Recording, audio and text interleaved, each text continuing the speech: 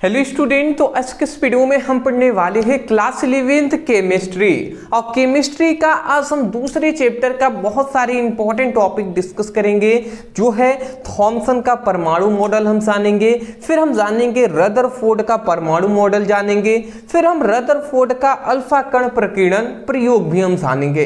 याद रखेंगे, मात्र एक ही वीडियो में ये तीन इंपॉर्टेंट टॉपिक क्लास 11th के स्टूडेंटों के लिए हम कवर करा रहे हैं। तो चलिए स्टार्ट करते हैं, ये तीनों इंपॉर्टेंट टॉपिक को हम जान लेते हैं, ठीक है ना। चलिए जी, तो यहाँ पे देखिए कंसिस्टेंट हम आपको रिवीजन की क्लासेस मतलब आपकी क्लासेस चला रहे हैं।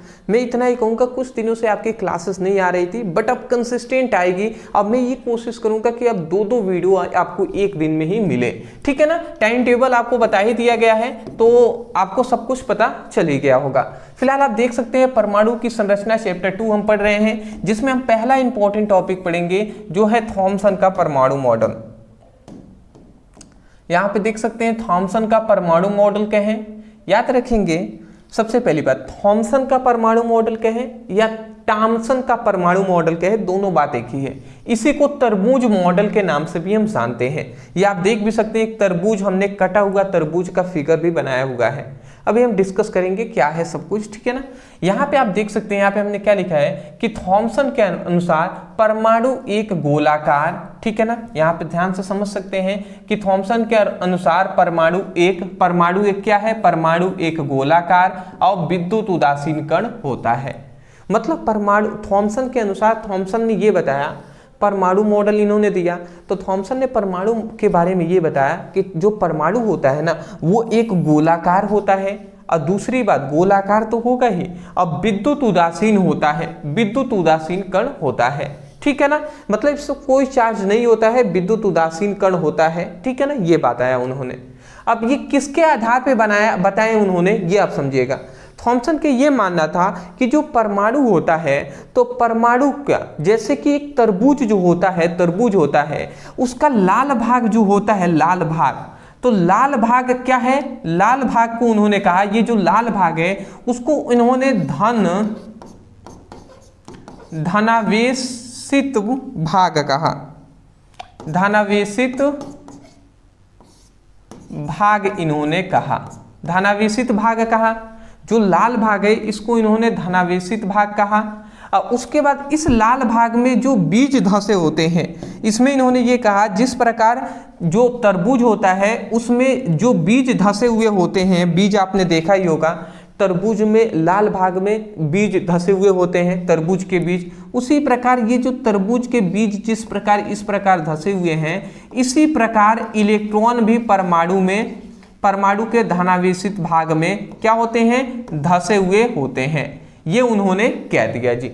तो मैं आशा करता हूं कि आपको ये बातें समझ में आ गई होंगी, क्या हमने कहा वो भी अभी हम पढ़ के समझा देंगे, आपको याद हो जाएगा।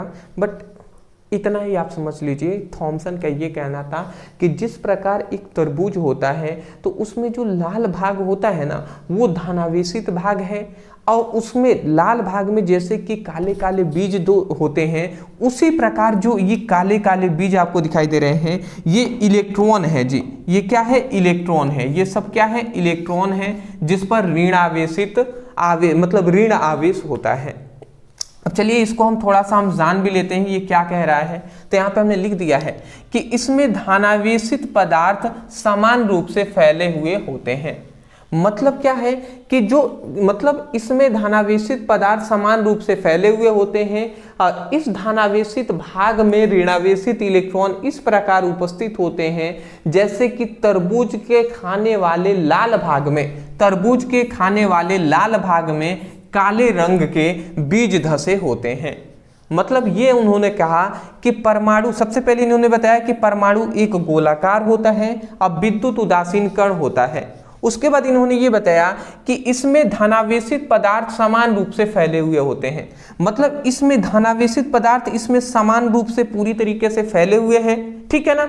जैसे कि ये लाल देख रहे हैं ना, लाल भाग है, ये पूरी तरीके से समान रूप से फैला हुआ है। इसी प्रकार इसमें धनावेशित भाग पूर्ण रूप से फैला हुआ है और इसमें धनावेशित भाग में ऋणावेशित इलेक्ट्रॉन इस प्रकार उपस्थित होते हैं। मतलब इस धनावेशित भाग में ऋणावेशित इलेक्ट्रॉन इस प्रकार उपस्थित होते हैं जैसे कि तरबूज के लाल भाग में काले रंग के बीज धसे हुए होते हैं। बिल्कुल सही बात है जी। तो मैं आशा करता हूं कि आपको थॉमसन का परमाणु मॉडल इतना था, इतना ही केवल उन्होंने बताया था, तो आपको समझ में आ गया होगा। देखिए ऐसे तो थॉमसन के परमाणु मॉडल अगर आप पढ़ना चाहें तो इसका पूरे एक तरीके से बुक ही है, इसी मॉडल पर बहुत सारी बातें बताई गई हैं, बट हमें जितना क्लास 11th में जानना है उतना ही हम आपको डिस्कस करा रहे हैं। तो इतना आप जान लीजिए। अब आता है कि इस मॉडल, थॉमसन ने तो ये मॉडल दे दिया, अब मॉडल जब उन्होंने तैयार किया तो उसको बहुत सारे वैज्ञानिकों के पास रखना होता है कि ये देखिए ये हमने मतलब मॉडल बताया है परमाणु मॉडल। अब वैज्ञानिक मिलते हैं और सभी उनका शोध करते हैं, उस पर अध्ययन करते हैं, वो कहते हैं कुछ क्रैश क्वेश्चन मतलब क्रॉस क्वेश्चन भी पूछते हैं कि भैया ऐसे क्यों हुआ, ये बताइए ऐसा क्यों हुआ, तो वो वैज्ञानिक बताते हैं, ठीक है ना। तो उसमें वैज्ञानिक बहुत सारी कमियां निकालते हैं जो भी मॉडल दिया जाता है, क्योंकि कोई कमी तो नहीं है ना। तो इसी प्रकार जैसे ही थॉमसन ने अपना परमाणु मॉडल प्रस्तुत किया तो बहुत सारे वैज्ञानिकों ने इसमें कमियां निकाला, जिसमें हमने यही बात लिख दिया है थॉमसन के परमाणु मॉडल की सीमाएं। सीमाएं मतलब इसकी कमियां क्या है, लिमिटेशन क्या है, ये हम जानेंगे। तो इसकी निम्नलिखित कमियां हैं, सीमाएं हैं, वो हम जान लेते हैं। सबसे पहला है कि परमाणु मतलब जो परमाणु मॉडल, ठीक है ना, यह परमाणु मॉडल मतलब थॉमसन का परमाणु मॉडल रदरफोर्ड के अल्फा कण प्रकीर्णन प्रयोग की व्याख्या नहीं कर सका। अब रदरफोर्ड का अल्फा कण प्रकीर्णन प्रयोग है उसकी व्याख्या नहीं कर सका थॉमसन का परमाणु मॉडल, ठीक है ना। अब रदरफोर्ड का अल्फा कण प्रकीर्णन प्रयोग क्या है ये अभी हम आगे आपको समझा देंगे, ठीक है ना। तो इसकी व्याख्या वो नहीं कर सका। दूसरी बात, यह मॉडल हाइड्रोजन परमाणु मतलब थॉमसन का परमाणु मॉडल है, ये हाइड्रोजन परमाणु के स्पेक्ट्रम की व्याख्या नहीं कर सका। हाइड्रोजन परमाणु की जो स्पेक्ट्रम है उसकी भी व्याख्या नहीं कर सका। हालांकि स्पेक्ट्रम के बारे में आपको जानना है तो आप फिजिक्स में भी स्पेक्ट्रम के बारे में जान सकते हैं, जिसमें विद्युत चुंबकीय स्पेक्ट्रम जब आप पढ़ेंगे तो उसमें हमने बताया हुआ है, ठीक है ना।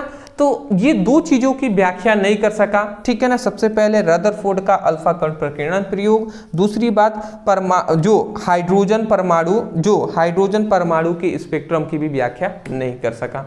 इतना ही आपको लिखना है, कोई ज्यादा हार्ड नहीं है, बहुत ही सिंपल है। इतना लिखने के बाद ये फिगर जरूर बनाएंगे, फिर आप ये सीमाएं भी, लिमिटेशन भी लिख दीजिएगा, क्योंकि लिमिटेशन ही मेन इंपॉर्टेंट होता है, ठीक है ना। चलिए स्क्रीनशॉट ले लीजिए, फिर हम आगे बढ़ेंगे। चलिए जी, बहुत ही अच्छी बात है। चलिए नेक्स्ट, अब हम जानेंगे दूसरा हमारा जो है रदरफोर्ड का अल्फा कण प्रकीर्णन प्रयोग। अब रदरफोर्ड का अल्फा कण प्रकीर्णन प्रयोग क्या है इसको भी हम समझ लेते हैं। तो देखिए रदरफोर्ड का अल्फा कण प्रकीर्णन प्रयोग, तो रदरफोर्ड ने क्या किया था पहले मैं थोड़ा सा आपको समझा दे रहा हूं, जिससे कि जब मैं पढ़ूंगा तो आपको सब समझ में आएगा कि क्या हुआ। रदरफोर्ड ने अल्फा कण प्रकीर्णन प्रयोग किया। अब इसमें क्या किया, रदरफोर्ड ने एक सोने की पतली सी पन्नी लिया, ठीक है ना। रदरफोर्ड ने क्या लिए, एक सोने की पतली सी इन्होंने एक पन्नी ली है इस तरीके से, ठीक है ना। मैं थोड़ा सा यहाँ पे इस प्रकार रदरफोर्ड ने एक सोने की पतली सी इस तरीके से पन्नी ली है, ठीक है ना। इतनी पतली सी जैसे मान सकते हैं एक परमाणु की तरह। तो परमाणु में हम इतनी बात जानते हैं कि परमाणु में बीच में एक धनावेशित भाग होता है, ठीक है ना। अब देखिए यहाँ पे एक सपोज डेट ये सोने की एक पतली सी पन्नी है, परमाणु नहीं मानेंगे, एक सोने की पतली सी ये पन्नी है। अब रदरफोर्ड ने इस सोने की पतली सी पन्नी पर अल्फा कणों का बौछार कराया, ठीक है ना। क्या कराया इन्होंने, रदरफोर्ड नामक एक वैज्ञानिक है, रदरफोर्ड नामक वैज्ञानिक, उन्होंने अल्फा कणों का क्या कराया, अल्फा कणों का बौछार कराया। अब ये जो अल्फा कण होता है ये पॉजिटिव होता है, धनात्मक होते हैं। तो जब रदरफोर्ड ने इस पर क्या किया, रदरफोर्ड ने अल्फा कणों का बौछार कराया। तो रदरफोर्ड ने जब अल्फा कणों का बौछार कराया तो जानते हैं उन्होंने क्या देखा, उन्होंने पाया कि जैसे ही रदरफोर्ड ने अल्फा कणों का बौछार इस तरीके से कराए तो तो वो देख रहे हैं कि अल्फा कण इस तरीके से सीधे निकल जा रहे हैं। ठीक है, बहुत सारे अल्फा कण इस तरीके से गए और वो पर जो सोने की पतली सी पन्नी से टकराने के पश्चात आर पार निकल गए। इस तरीके से वो गए और आर पार निकल जा रहे थे, बिना कोई भी दिक्कत हुए आर पार निकल जा रहे थे। परंतु इन्होंने कुछ ऐसे भी कण देखे जो इस तरीके से जा तो रहे थे, परंतु इस सोने की पतली सी पन्नी से टकराकर कुछ अल्फा कण ये अपने मार्ग से विचलित हो जा रहे थे, भटक जा रहे थे। जैसे जाना तो सीधे चाहिए था, बट ऐसे इधर चले जा रहे थे। कुछ ऐसे ही अल्फा कण जैसे कि ये भी गया, इस तरीके से जा रहा है और यहाँ से टकराने के पश्चात ये इस तरीके से इधर मुड़ गया। तो यहाँ पे हम क्या बता रहे हैं कि कुछ अल्फा कण सोने की पतली सी पन्नी से आर पार निकल जा रहे हैं, कुछ ऐसे अल्फा कण हैं जो अपने मार्ग से विचलित हो जा रहे हैं, भटक जा रहे हैं, और बहुत कम ऐसे अल्फा कण हैं, बहुत ही कम ऐसे अल्फा कण थे जो सोने की पतली सी पन्नी से टकराकर और वापस उसी माध्यम में क्या हो जा रहे थे, वापस लौट आ रहे थे। ठीक है ना, यहाँ पे यही बातें यहाँ पे बताई गई हैं, मैं आशा करता हूँ समझ के होंगे। सबसे पहली बात, कुछ अल्फा कण सीधे अपने मार्ग से सीधे इस तरीके से आर पार सोने की पत्नी से आर पार निकल जाते हैं। कुछ अल्फा कण हैं जो सीधे जा तो रहे हैं परंतु टकराने के पश्चात क्या हो जा रहे हैं, अपने मार्ग से विचलित हो जा रहे हैं, भटक जा रहे हैं। अब बहुत ही कम, मात्र मतलब ना के बराबर ऐसे अल्फा कण हैं जो सीधे जा रहे हैं और टकराने के पश्चात पुनः अपने मार्ग में वापस लौट आते हैं। ठीक है ना, यही इन्होंने प्रयोग किया। अब इसी बारे में हमने यहाँ पे बताया हुआ है, देखिए हमने लिखा है कि रदरफोर्ड ने जब सोने की पतली सी पन्नी पर अल्फा कणों का बौछार कराया, जब रदरफोर्ड नामक वैज्ञानिक ने सोने की पतली सी पन्नी पर अल्फा कणों का बौछार कराया तो उन्होंने देखा की जगह पर आप उन्होंने पाया की भी लिख सकते हैं, क्योंकि अल्फा कणों को हम नग्न आंखों से नहीं देख सकते। तो उन्होंने पाया की, ठीक है ना, उन्होंने पाया कि सबसे पहली बात उन्होंने क्या पाया कि अधिकांश अल्फा कण पन्नी से आर पार सीधे निकल जाते हैं। मतलब अधिकांश 100 में से लगभग 90% ऐसे अल्फा कण हैं जो सोने की पन्नी से क्या हो जा रहे हैं, आर पार इस तरीके से आर पार निकल जा रहे हैं। ठीक है ना। दूसरा इन्होंने ये बताया कि कुछ अल्फा कण अपने मार्ग से विचलित हो जाते हैं, मतलब बहुत कम ऐसे अल्फा कण हैं जो अपने मार्ग से इस प्रकार विचलित हो जाते हैं, भटक जाते हैं। ठीक है ना। और तीसरी बात यहाँ पे यह है कि बहुत कम अल्फा कण अपने मार्ग से वापस लौट आते हैं, मतलब बहुत ऐसे कम अल्फा कण हैं जो जिस मार्ग से इसी मार्ग से गए हुए थे और उसी मार्ग से वापस लौट आते हैं। ठीक है ना। तो ये था इनका अल्फा कण प्रकीर्णन प्रयोग। अब प्रयोग तो हमने जान लिया, बट इसका निष्कर्ष क्या निकला, इस बात से हमने जाना क्या, तो वो हम यहाँ पे बताएंगे। तो वही इसका निष्कर्ष क्या निकला, यही इंपॉर्टेंट है। तो यही बात लिखा कि इन परीक्षणों के आधार पर निम्न निष्कर्ष निकले। अब रदरफोर्ड ने निम्न निष्कर्ष निकाल के उन्होंने क्या क्या बात बताई वो भी हम देख लेते हैं जी। देखिए सबसे पहली बात रदरफोर्ड ने हमें ये बताया, सबसे पहला रदरफोर्ड ने हमें ये बताया कि परमाणु का अधिकांश भाग रिक्त होता है। रिक्त मतलब खाली, मतलब परमाणु का अधिकांश भाग खाली होता है। जैसे एक सोने की ये पतली सी पन्नी है, उसको उन्होंने परमाणु मान लिया, तो उनका ये कहना था कि अधिकांश अल्फा कण आर पार निकल जा रहे थे, इसका मतलब ये अधिकांश भाग क्या है, खाली है, तभी तो आर पार निकल जा रहे हैं ना। तो यही उनका मानना था कि परमाणु का अधिकांश भाग रिक्त होता है, खाली होता है। दूसरी बात परमाणु के बीच में धनावेशित क्या होता है, धनावेशित भाग होता है, ठीक है, जिसे हम नाभिक कहते हैं। मतलब यहाँ पे ये कह रहा है परमाणु के बीच में धन आवेशित भारी, यहाँ पे थोड़ा सा टाइपिंग में मिस्टेक किया गया है, यहाँ पे आप लिख लीजिएगा कि परमाणु के बीच में धन आवेशित भाग होता है, धन आवेशित भाग होता है, धनावेशित यहाँ पे भाग होता है जिसे हम क्या कहते हैं, नाभिक कहते हैं। चलिए मैं इरेज करके लिख दूं क्या,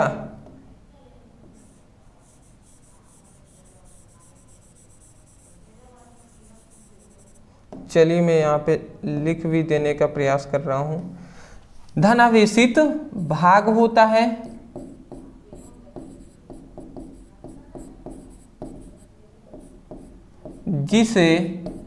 जिसे हम क्या कहते हैं, जिसे नाभिक कहते हैं। तो लिख सकते हैं ना कि परमाणु के बीच में, देख सकते हैं ना, परमाणु के बीच में एक धनावेशित भाग है जिसे हम नाभिक कहते हैं। अब उन्होंने कैसे कह दिया कि ये धनावेशित भाग है, इसलिए उन्होंने कहा क्योंकि हम जानते हैं अल्फा कण पर धनात्मक आवेश होता है। अब जैसे धनात्मक आवेश है और ये जब अल्फा कण जा रहे हैं तो ये धन आवेशित भाग इसको प्रतिकर्षित कर दिया, तभी तो ये दूर हट गए ना। ठीक है, तो इसका मतलब ये भी धन है, ये भी धन है। हम इतनी बात जानते हैं कि प्लस प्लस को आकर्षित क्या करता है, प्रतिकर्षित करता है। तो ये धन है, तो ये तो करेक्ट था, पहले से पता था धनात्मक, इस पर धन आवेश होता है, इसका नहीं पता था। तो ये धन है तभी तो प्रतिकर्षित कर रहा है ना। अगर ये माइनस होता तो ये इसका मतलब ये अल्फा कट जाते, यहीं पे सिकुड़ के यहीं पे रह जाते, बट ऐसा तो हुआ नहीं। इसीलिए रदरफोर्ड ने ये अपने आधार पे बताया कि जो परमाणु का जो केंद्र जो होता है वो क्या होता है, धनावेशित भाग होता है जिसे नाभिक कहते हैं। ठीक है ना। तीसरी बात इन्होंने ये बताया कि नाभिक की त्रिज्या लगभग 10⁻⁻15 मीटर होता है। इस नाभिक की त्रिज्या 10⁻⁻15 मीटर होता है। और तीसरी बात इन्होंने, चौथी बात ये कहा, भिन्न भिन्न धातुओं के नाभिक भिन्न भिन्न धनावेश होते हैं। मतलब भिन्न अलग अलग धातुओं के नाभिक पर क्या होता है, अलग अलग धनात्मक आवेश होते हैं। सभी के लिए अलग अलग होंगे। हाइड्रोजन के लिए धनात्मक आवेश कुछ अलग होगा, कार्बन के लिए, नाइट्रोजन के लिए, पोटेशियम के लिए, सभी के लिए अलग अलग क्या होंगे, नाभिक पर आवेश होंगे। ये इनका मानना था जी। तो ये था हमारा रदरफोर्ड का अल्फा कण प्रकीर्णन प्रयोग, जिसको आपको समझ में आ गया होगा। अब देखिए यहाँ पे ये मानना था, अभी हमने इससे पहले क्या बताया कि जब हमने थॉमसन का परमाणु मॉडल बता रहे थे तो उसमें हमने कहा कि यह मॉडल रदरफोर्ड के अल्फा कण प्रकीर्णन प्रयोग की व्याख्या नहीं कर सका। इसका मतलब क्या क्या व्याख्या नहीं कर सका? थॉमसन का ये मानना था कि परमाणु का जो समस्त भाग होता है, मतलब परमाणु एक समान रूप से धनावेशित भाग होता है। ठीक है ना। यहाँ पे आप देख सकते हैं कि मतलब इसमें धनावेशित पदार्थ समान रूप से फैले हुए होते हैं। मतलब रदरफोर्ड का, थॉमसन का ये मानना था कि ये परमाणु है तो इसमें सभी जगह पर क्या है, धनात्मक आवेश है। परंतु अल्फा कण प्रकीर्णन प्रयोग में ये बताया जा रहा है कि पूरा भाग तो खाली है, केवल बीच में धनात्मक आवेश होता है, मतलब धनावेशित भाग होता है। तो ये बताइए, इसमें कह रहा है कि पूरी जगह धनात्मक आवेश है और अल्फा कण में कह रहे हैं ओनली बीच में है। तो इसका मतलब क्या है कि उसकी व्याख्या नहीं कर रहा है, उसका अनुसरण नहीं कर रहे हैं रदरफोर्ड का जो अल्फा कण प्रकीर्णन प्रयोग है। तो यही बात है जी। आशा करता हूं कि आपको समझ में आ गई होंगी। स्क्रीनशॉट ले लीजिए, आगे बढ़ेंगे।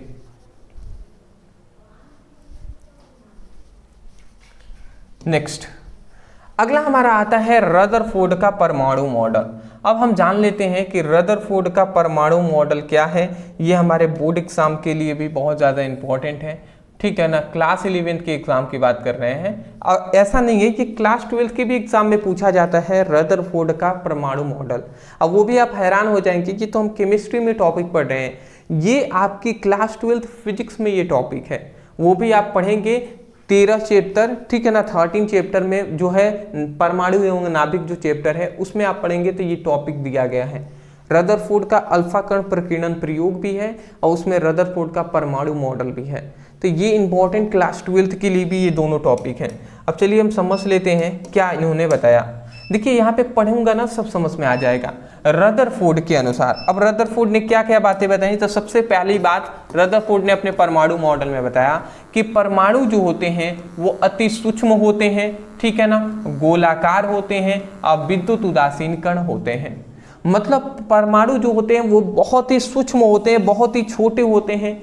दूसरी बात गोलाकार होते हैं और तीसरी बात विद्युत उदासीन कण होते हैं, मतलब इस पर कोई भी आवेश नहीं होता है, ये इनका मानना था। दूसरी बात ये कह रहे हैं कि परमाणु का समस्त धन आवेश वह द्रव्यमान उसके केंद्र में होता है जिसे नाभिक हम कहते हैं। मतलब ये कहना था कि परमाणु जो है तो परमाणु का समस्त जो क्या होता है, परमाणु का समस्त जो भाग होता है धनावेशित भाग, वो उसके केंद्र में होता है। और इस केंद्र को ही हम क्या कहते हैं, इस केंद्र को ही हम क्या कहते हैं, नाभिक कहते हैं। इस केंद्र को हम क्या कहते हैं, इस केंद्र को हम नाभिक कहते हैं। ठीक है ना। तो परमाणु का समस्त धनावेशित व इसका द्रव्यमान जो होता है वो उसके केंद्र में होता है, जिसे हम नाभिक कहते हैं, ठीक है ना। तीसरी बात यहाँ पे आ जाता है कि नाभिक की त्रिज्या 10⁻⁻12 सेंटीमीटर की कोटि, ठीक है ना। यहाँ पे कोटि में बताया जा रहा है कि नाभिक की जो त्रिज्या, रदरफोर्ड ने बताया कि नाभिक की त्रिज्या 10⁻12 सेंटीमीटर की कोटि और परमाणु की त्रिज्या 10⁻8 सेंटीमीटर की कोटि होती है, ठीक है ना। और यहाँ पे एक और चीज ध्यान रखेंगे, ये रदरफोर्ड का मानना था, परंतु रदरफोर्ड का अल्फा कण प्रकीर्णन उन्होंने प्रयोग बताया, तो उसमें इन्होंने बताया कि नाभिक की जो त्रिज्या होती है 10⁻15 मीटर होती है, ठीक है ना। तो ये दोनों जगह पर अलग अलग इन्होंने बताया हुआ है। फिलहाल आपको मैं एक वर्क दे रहा हूं, आपके पास सभी सुविधाएं हैं, मोबाइल है, आप किसी तरीके से प्रयोग करके आप हमें ये केवल बता दीजिएगा कि जो परमाणु की त्रिज्या कितनी होती है, परमाणु की त्रिज्या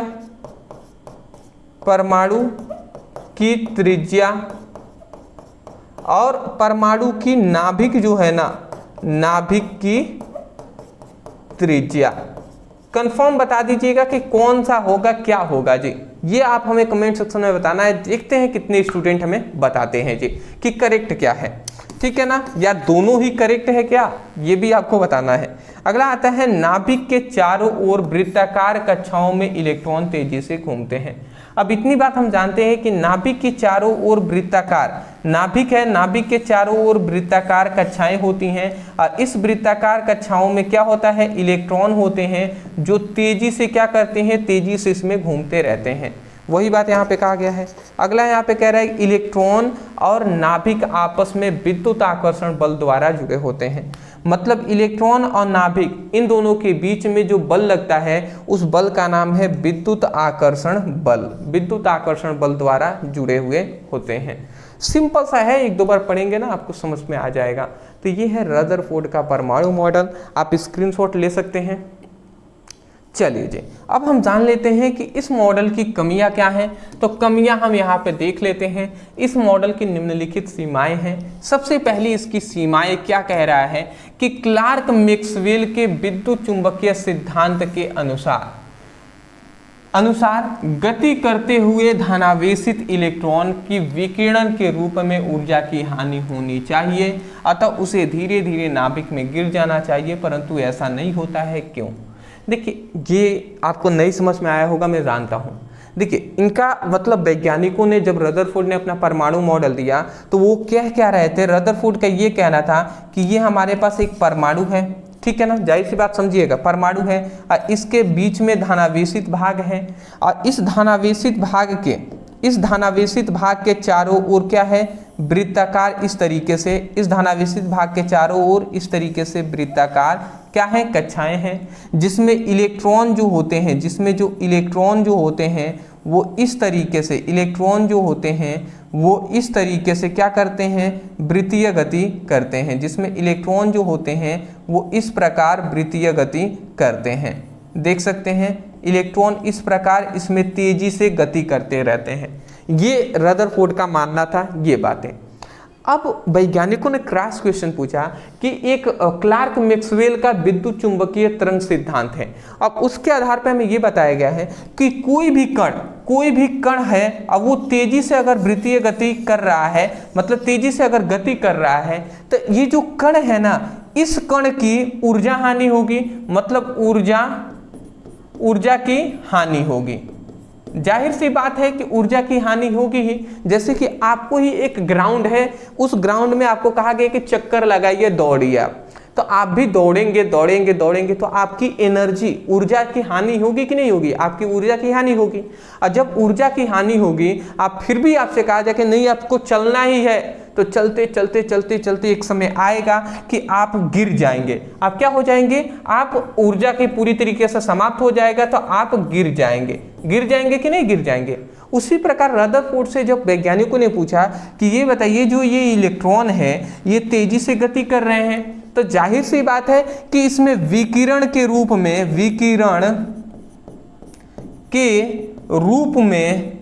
में ऊर्जा की हानि हो रही होगी, ऊर्जा की हानि हो रही होगी। और जब ऊर्जा की हानि हो रही है तो एक समय आएगा कि जब इसकी ऊर्जा क्या हो जाएगी, ऊर्जा समाप्त हो जाएगी। ऊर्जा क्या हो जाएगी, ऊर्जा समाप्त हो जाएगी।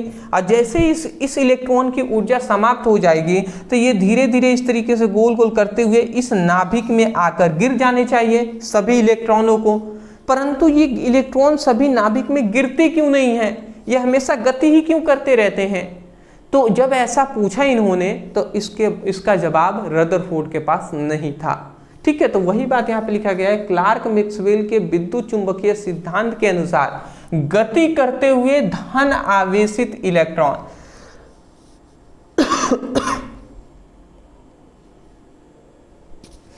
देखिए यहाँ पे थोड़ा सा गति करते हुए ऋण आवेशित इलेक्ट्रॉन होना चाहिए, क्योंकि यहाँ पे ये है ना कि इलेक्ट्रॉन पर ऋणात्मक आवेश होता है ना, तो यहाँ पे ऋण आवेशित इलेक्ट्रॉन कहना चाहिए था। तो यहाँ पे मैं लिख दे रहा हूँ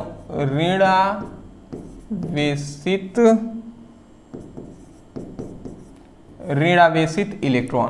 तो यहाँ पे ये कह रहा है कि विद्युत चुंबकीय तरंग सिद्धांत के अनुसार क्या बताया गया कि करते हुए मतलब गति करते हुए जो ऋणावेशित इलेक्ट्रॉन है, मतलब ये जो हमारे पास ऋण आवेशित जो इलेक्ट्रॉन है, ठीक है, उसमें विकिरण के रूप में ऊर्जा की हानि होनी चाहिए, विकिरण के रूप में ऊर्जा की हानि होनी चाहिए तथा उसे धीरे धीरे नाभिक में गिर जाना चाहिए तथा उसको क्या ऊर्जा समाप्त हो जाएगी तो धीरे धीरे इसको नाभिक में गिर जाना चाहिए। परंतु ऐसा नहीं होता है, क्यों नहीं होता है? तो जवाब नहीं था रदरफोर्ड के पास। पहले ये वैज्ञानिकों ने पूछा तो नहीं था जवाब। दूसरी बात ये बताया गया कि यह मॉडल कक्षाओं में इलेक्ट्रॉन के वितरण को स्पष्ट नहीं कर सका। मतलब रदरफोर्ड का यह मॉडल ये नहीं बता सका कि ये बताइए ये पहली कक्षा है, ये दूसरी कक्षा है, ये तीसरी कक्षा है, तो पहली कक्षा में कितने इलेक्ट्रॉन होंगे, दूसरी कक्षा में कितने इलेक्ट्रॉन होंगे, तीसरी कक्षा में कितने इलेक्ट्रॉन होंगे, ये नहीं बता सके रदरफोर्ड। ठीक है, तो दूसरी ये कमियां थी। तीसरी यहाँ पे ये कमियां था कि यह मॉडल मतलब रदरफोर्ड का परमाणु मॉडल परमाणु के रेखीय स्पेक्ट्रम की भी व्याख्या नहीं कर सका।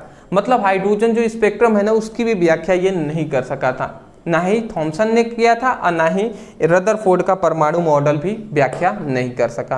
तो मैं आशा करता हूं कि आपको ये जो तीनों टॉपिक हैं समझ में आ गए होंगे। पहला था थॉमसन का परमाणु मॉडल, दूसरा था रदरफोर्ड का अल्फा कण प्रकीर्णन प्रयोग, तीसरा हमने कराया रदरफोर्ड का परमाणु मॉडल। तो मैं आशा करता हूं कि ये तीनों टॉपिक आपको समझ में आए होंगे। अदरवाइज यदि आपको समझ में आए हैं तब जाकर मैं कहूँगा कि चैनल पे नहीं होंगे, सपोर्ट करने के लिए चैनल को सब्सक्राइब करने के साथ साथ वीडियो को लाइक ज़रूर कीजिएगा। और कमेंट सेक्शन में आपको हमने एक वर्क दिया है कि आपको परमाणु की त्रिज्या बताना है और नाभिक की त्रिज्या बताना है कितना होता है। तो देखते हैं कितने स्टूडेंट हमें बता पाते हैं। डिस्क्रिप्शन बॉक्स में लिंक है, आप जाइए वहाँ से अपनी क्लास 11th फिजिक्स केमिस्ट्री की पढ़ाई कीजिए। कोई भी टॉपिक के नहीं समझ में आता, जैसे मान लेते हैं रदरफोर्ड का परमाणु मॉडल, रदरफोर्ड का परमाणु मॉडल नहीं समझ में आ रहा है तो YouTube पे आप सर्च कर सकते हैं रदरफोर्ड का परमाणु मॉडल ब्रदर सर, इतना लिखकर सर्च कीजिएगा, वीडियो हमारी मिल जाएगा। ठीक है ना। Thank you so much for watching this video. Thank you.